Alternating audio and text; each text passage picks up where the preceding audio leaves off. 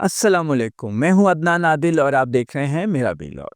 ناظرین، ٹیکنالوجی نے دنیا کو تیزی سے بدل دیا ہے۔ صرف روزمرہ زندگی ہی متاثر نہیں ہوئی بلکہ یہی حال نئے دور کی جنگوں کا بھی ہے۔ 7 مئی سے 11 مئی تک پاکستان اور بھارت کی محدود جنگ نے واضح کر دیا کہ اب ٹینکوں، توپوں اور پیدل فوج کی بجائے ڈرونز اور میزائل اور سیٹلائٹ کا استعمال زیادہ اہم ہو گیا ہے۔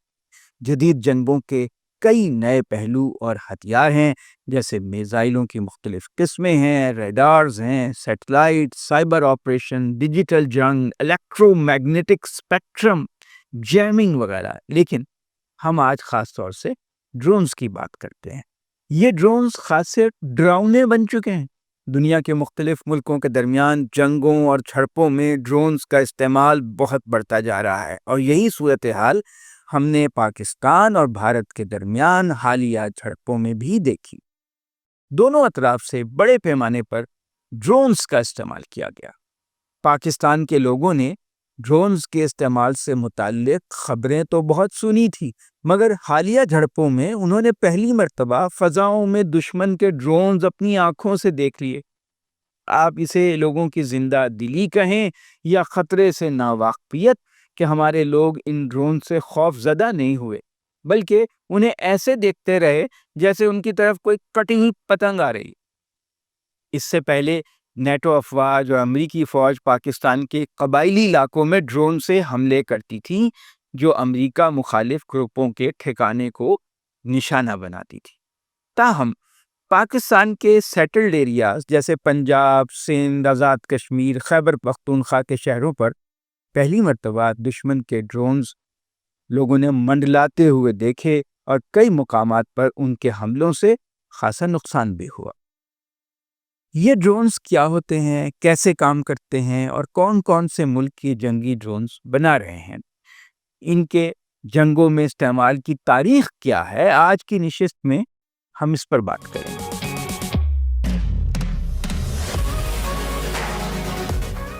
ڈرونز کو انگریزی زبان میں ان مینڈ ایریل وہیکلز UAVs کہا جاتا ہے۔ سادہ الفاظ میں فوجی ڈرونز، ملٹری ڈرونز چھوٹے سائز کے ایسے ہوائی جہاز ہیں جو پائلٹ کے بغیر ریموٹ کنٹرول سے اڑائے جاتے ہیں۔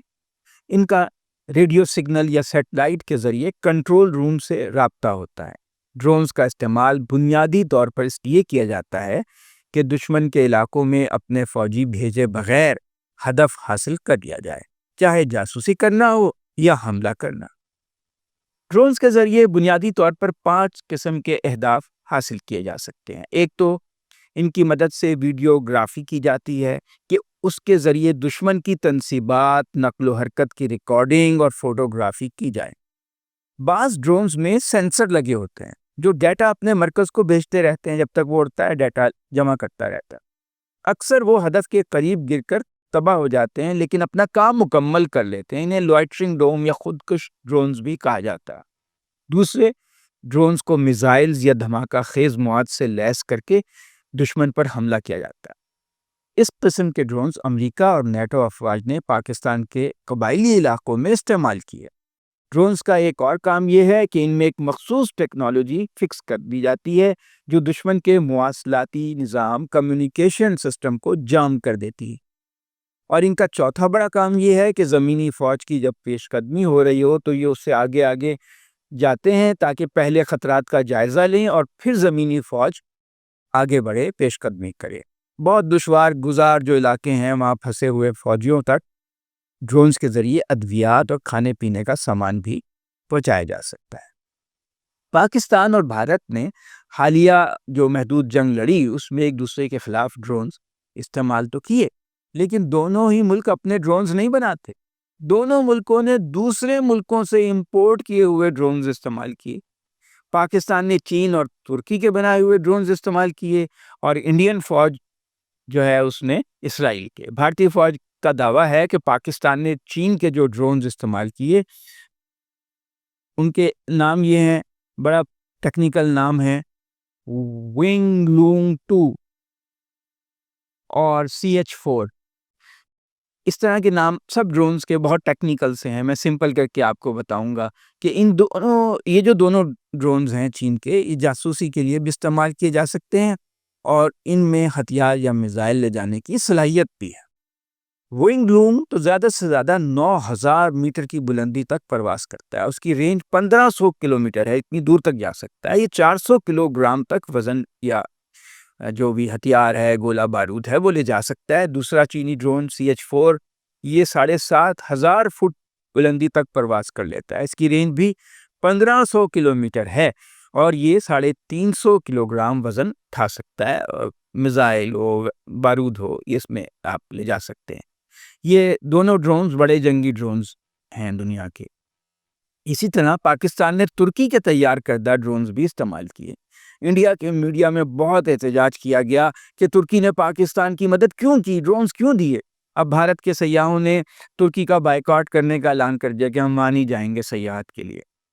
ترکی بنیادی طور پہ 4-5 قسم کے ڈرون بناتا ہے. ٹیکنیکل سے نام ہے سونگارڈ، بیرکتار 2، بیرکتار ایکنیک، انکا 3 وغیرہ وغیرہ. ان کی مختلف صلاحیتیں ہیں.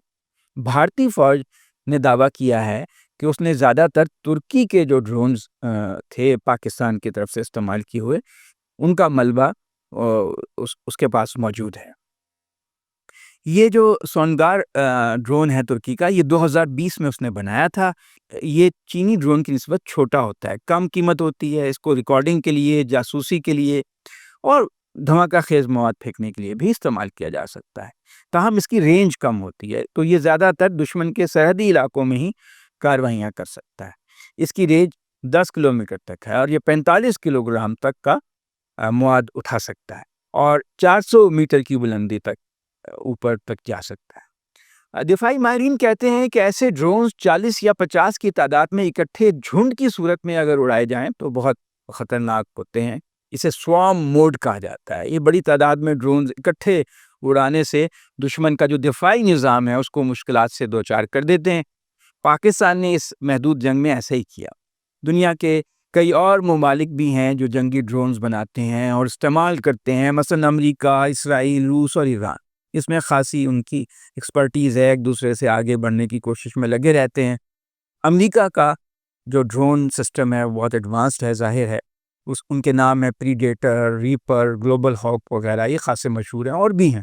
ان کے ڈرونز نہ پاکستان کے پاس ہیں نہ انڈیا کے. امریکہ کے ڈرونز نہیں ہیں دونوں ملکوں کے پاس. انڈیا نے اسرائیل کے دیے ہوئے ڈرونز استعمال کیے. اسرائیل کی ڈرون ٹیکنالوجی خاصی ترقی یافتہ ہے. اس کے مشہور ڈرونز کے نام ہیں ہیرون، ہراپ، سرچر، اسکائی لاک. تو ابھی جو بھارت نے ڈرون استعمال کیا ہراپ، وہ اس کا ملبہ بھی پاکستان میں گرا اور وہ محفوظ ہم نے کیا.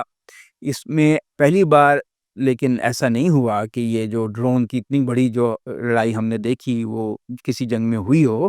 اس سے پہلے بھی مختلف ملکوں کی جو جنگیں ہوئی ہیں ان میں پچھلے کچھ برسوں سے ڈرونز کا خاصا استعمال ہو رہا ہے. سب سے پہلے تو جو ڈرون کا باقاعدہ استعمال ہوا تھا وہ ہوا تھا آذربائیجان اور آرمینیا کے درمیان جو جنگ ہوئی تھی ستمبر سے نومبر 2020 تک، یعنی 5 سال پہلے، تقریباً 4.5-5 سال پہلے. تو اس جنگ میں بہت بڑے پیمانے پہ ڈرون کا استعمال ہوا اور آذربائیجان نے آرمینیا پہ جو غلبہ حاصل کیا اس میں بہت فیصلہ کن کردار ڈرونز کا تھا. آذربائیجان کو ڈرون دیے تھے ترکی نے بھی اور اسرائیل نے بھی، اور وہ بہت جدید تھے. اسرائیل کے جو خودکش ڈرونز ہیں انہوں نے آرمینیا کے ریڈارز اور اہم فوجی تنصیبات کو نشانہ بنایا، تباہ کیا. تو تقریباً 40% جو اس کا نقصان ہوا آرمینیا کا وہ ان ڈرونز کی وجہ سے ہوا. اور آرمینیا کے اپنے ہی بنائے ہوئے کچھ ڈرونز تھے چھوٹے موٹے، لیکن وہ آذربائیجان کے ڈرونز کا مقابلہ نہیں کر سکے جو اسے ترکی نے دیے تھے، اسرائیل نے دیے تھے. روس اور یوکرین کے درمیان 3 سال سے آپ کو معلوم ہے جنگ چل رہی ہے، اس میں مسلسل ڈرونز استعمال ہو رہے ہیں. یوکرین بھی پاکستان کی طرح ترکی کے بنائے ہوئے ڈرونز استعمال کر رہا ہے، جبکہ روس اپنے ڈرونز استعمال کر رہا ہے اور ایران سے بھی لے رہا ہے. روس کے جو ڈرونز ہیں ان کے مختلف ٹیکنیکل قسم کے نام ہیں، ایک لانسٹ ہے، کوئی فیوریوسٹ ہے. ایران نے ڈرون ٹیکنالوجی میں خاصی ترقی کی ہے، اس لیے روس بھی اس کے ڈرون خریدتا ہے. ایران کے ڈرونز کو شاہد کا نام دیا گیا، 129 شاہد اور 136 شاہد۔ اسرائیلی فوج غزہ پر جو حملے کر رہی ہے اس میں مسلسل ڈرونز استعمال کر رہی ہے، اور اسرائیل نے سال 2020 میں ایرانی پاسداران انقلاب کے سربراہ قاسم سلیمانی کو بغداد میں ایک ڈرون حملے میں شہید کیا تھا۔ یہ امریکہ اور اسرائیل کی مل کر کارروائی کی گئی تھی اس وقت۔ اس واقعے کے بعد پھر ایران نے ڈرون ٹیکنالوجی میں بھاری سرمایہ کاری کی اور اپنے ڈرونز بنانے شروع کیے۔ یمن کے حوثی جو ہیں وہ بھی ڈرونز استعمال کر رہے ہیں، بنا رہے ہیں، بلکہ اسرائیل کی تجارت کو ہدف بنانے کے لیے وہ بحیرہ احمر میں بحری جہازوں پہ ڈرونز مارتے ہیں۔ پھر سعودی عرب کے اندر جو ان سے لڑائی ہے تو فوجی تنصیبات پر بھی ڈرونز سے حملے کرتے ہیں۔ ان کے جو ڈرونز ہیں ان کا نام ہے قصف، اور اس کی وجہ سے حوثیوں کے جو ڈرونز ہیں پورے مشرق وسطیٰ کی سیاست جو ہے بہت متاثر ہوئی ہے۔ یہ بات بالکل اب واضح ہو گئی ہے کہ وقت کے ساتھ ٹیکنالوجی میں ترقی اور آرٹیفیشل انٹیلیجنس، مصنوعی ذہانت نے جنگی طور طریقوں اور حربوں کو تبدیل کر دیا ہے۔ اس لیے تمام ممالک روایتی ہتھیاروں کے ساتھ ساتھ ڈرونز کی تیاری پر بھی خصوصی توجہ دے رہے ہیں، اور بظاہر ایسا لگتا ہے کہ آئندہ جنگوں میں اس ملک کو برتری حاصل ہوگی جس کے ڈرون زیادہ جدید ہوں گے، اور شاید جلد ہی ایسی ٹیکنالوجی بھی آ جائے جو ڈرونز کا بھی توڑ نکال لے۔ فوجی ماہرین کا خیال ہے کہ جلد لیزر ٹیکنالوجی کے ذریعے ڈرونز کو تباہ کرنے کا سستا اور آسان طریقہ اختیار کر لیا جائے گا۔ اب دوڑ لگے گی کہ کس ملک کے پاس ڈرونز تباہ کرنے کے لیے زیادہ اچھی لیزر ٹیکنالوجی ہے۔ امریکہ کے پاس یہ ٹیکنالوجی اب بھی موجود ہے۔